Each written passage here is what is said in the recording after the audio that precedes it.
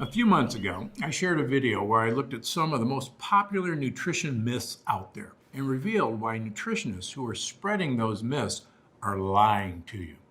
In that first video, I shed light on things like eating fruits and whole grains, overloading on protein, and giving up fatty foods, all popular nutrition myths that are dead wrong. And you had a lot of amazing feedback on that video because my subscribers want to know the truth about health and wellness, even if the truth is the opposite of what they know. So today, I put together another video to debunk more nutrition myths. But first, I've got a question for you. What health and wellness topics do you have questions about? This channel was created to help you live a long, healthy life. So I want to know how to help you best. So go ahead and leave a comment below to tell me what you want to learn more about. Then make sure to keep an eye on this channel to see when your question is featured. Anyway, back to these nutrition myths, starting with one that makes big money for food companies. Number one, you need electrolytes after you work out. You've seen the commercials, athletes running for miles, then chugging a neon blue electrolyte-filled sports drink, or people at the gym drinking coconut water for the electrolytes, of course. Maybe you wanted to be like Mike in the 90s and picked your beverage accordingly. Sure, those drinks tasted pretty good, and advertisers have done a remarkable job positioning them as essential to athletic performance. But the truth about those synthetic electrolyte drinks, and even the more natural ones, is this: you don't need sports drinks to stay hydrated.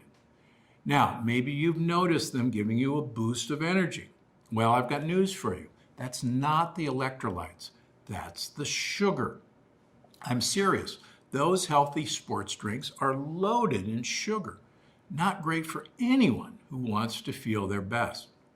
Seriously, they just counteract the great workout you just had. It's so not worth it. But what if you're really working out hard and sweating up a storm? Are you actually throwing your electrolytes out of balance? Well, maybe. In fact, some experts swear that you need to replenish electrolytes throughout your workout. But honestly, that depends on how hard you're working out and your diet, and a number of other factors. So, if you've hit the gym hard, start by rehydrating yourself the old-fashioned way, with good old water. Now, if you do find yourself feeling a little lightheaded or loopy, even after drinking water, you might need a little more of a boost. And the best place to start with is sodium chloride. That's right, iodized table salt. Mix a little bit of salt into your water, or just eat a hard-boiled egg with salt. You'll feel better fast. And you won't cancel out your workout with a water bottle full of sugar either.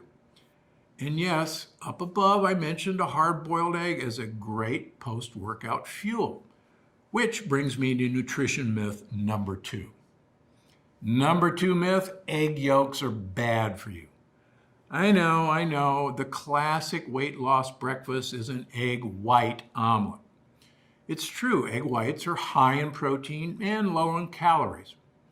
While egg yolks have a bad reputation thanks to the cholesterol content in the yolks, the truth about eggs is this: eating food with high cholesterol will not give you high cholesterol. And if you're someone who throws out the egg yolk and just eat the white, you're throwing out the healthiest part of the egg. In fact, the bulk of the nutrients in eggs are found in the yolks, including vitamins, minerals, and the healthy omega fats that keep you vibrant as you age. In fact, I suggest making your omelets with more yolks than whites. Not only will your breakfast be more delicious, in my opinion, but they'll be more nutrient rich. Now, speaking of breakfast, let's talk about myth number three. Breakfast is the most important meal of the day. Now, I'm not going to tell you to skip breakfast every day, because breakfast is delicious. But the truth of the matter is, you can skip breakfast and live a healthy, long life. In fact, the healthiest people do skip their morning meals pretty regularly. And you know what? They're fine, because the time you eat doesn't matter, at least not as much as what you eat. So for best results, I suggest eating breakfast some days and skipping it other times.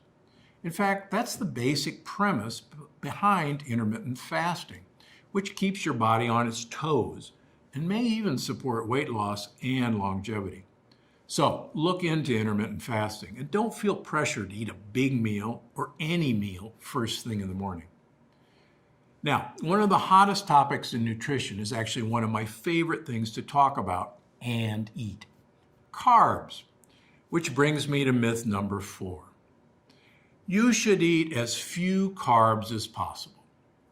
Now, I've done a full video talking about this, but it's too important to ignore, so it's worth mentioning again. There's no such thing as a no-carb diet, at least not a well-balanced one. In fact, some of the most nutritious foods on the planet, including those leafy greens and cruciferous vegetables, contain carbs. Not to mention polyphenol-rich fruit, resistant starches like sweet potatoes, and just about anything that isn't pure fat. So unless you're somehow getting away with just drinking olive oil and not eating any solid food, you're eating carbs. And you should be. Carbs are great for your health, provided you pick the right ones. Sure, you shouldn't be eating cake, candy, or tons of bread. But don't be afraid of veggies in seasoned fruits or things like sorghum and millet. They're delicious and they'll support your health rather than destroying it. Now, before I go, there's one last health myth I've got to bust, because it's one of my all-time favorite drinks: coffee. That's why I need to put this one to rest once and for all. Myth number 5. Coffee is bad for your health. Honestly, that couldn't be further from the truth. Coffee is fantastic for your health. It's incredibly rich in polyphenols to support your health. And studies have shown that coffee is great for everything from focus and energy, obviously, to blood sugar regulation, as keeping you sharp as you age. It's a superfood, not a junk food. So why does coffee have such a bad reputation? Well, if you've ever looked at the nutrition labels on one of those blended drinks at the coffee shop, you may already know the answer. It's not the coffee, it's the stuff we add to it. Think A1 dairy, artificial flavoring, and tons of sugar.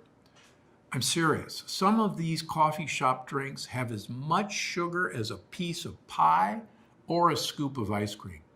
And people are drinking 1, 2, even 3 of them a day. Not great, right? So go ahead, drink that coffee. Just drink it black. Or look for healthy ways to spice it up, like unsweetened coconut milk, a little stevia or cinnamon, or some fresh spices. And if you want to catch me busting even more health myths, check out some of the other videos right here on this channel. Or leave a comment to ask me a question. Because I'm Dr. Gundry, and I'm always looking out for you.